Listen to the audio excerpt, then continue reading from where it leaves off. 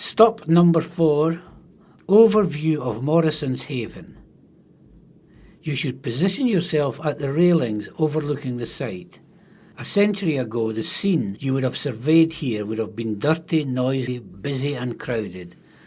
An intensely industrial area with great brick chimneys, various sizes of beehive-shaped brick kilns, high walls and ominous grey factory buildings, all coated by a frequent outpouring of choking grey smoke.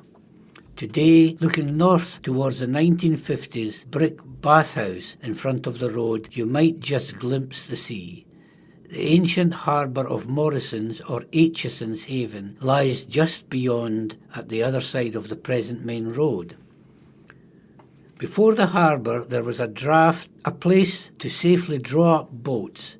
The fishermen dread succulent oysters from offshore beds for centuries. The nearby harbour was recently filled in, but its story is central to our tale. By the middle of the 1700s, the haven had become a busy trading port from which both salt and oysters were exported in ever-increasing quantities. Ships took away local glassware, ceramics, chemicals, including vast amounts of oil of vitriol or sulfuric acid, bricks, fireclay, and of course coal. In return, they brought in goods such as French brandy, raisins and port wine from Portugal, silk, whalebone and Delft chinaware from Holland, Russian leather from Danzig in the Baltic, and furs from Hudson Bay in Canada. The fate of the haven has been closely linked to the successes and failures of the industries at and around Preston Grange.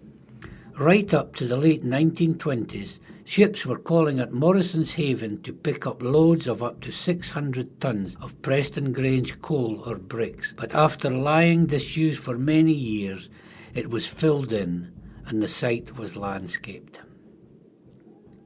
For centuries, Pandora's oysters were a celebrated delicacy. In the capital of Edinburgh, East Lothian oysters were eaten by all classes and washed down with local beer and French claret.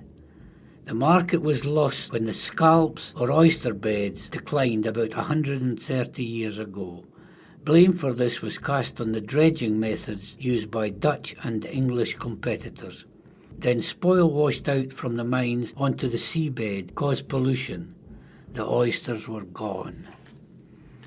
The harbour was always central to the life and industry of Preston Grange. When the pits were flooded, local trade halted. Incomes of both lairds and workers suffered, although by the late 19th century there was alternative work to be found in other local industries. The people of Preston Pans were brought to a new low during the 17th century. The harbour authorities got an Act of Parliament entitling them to raise a tax to 2 pennies Scotch on each pint of beer made in the borough, the equivalent in modern times of perhaps 11 pence on the price of a pint. The revenue was intended for harbour repairs.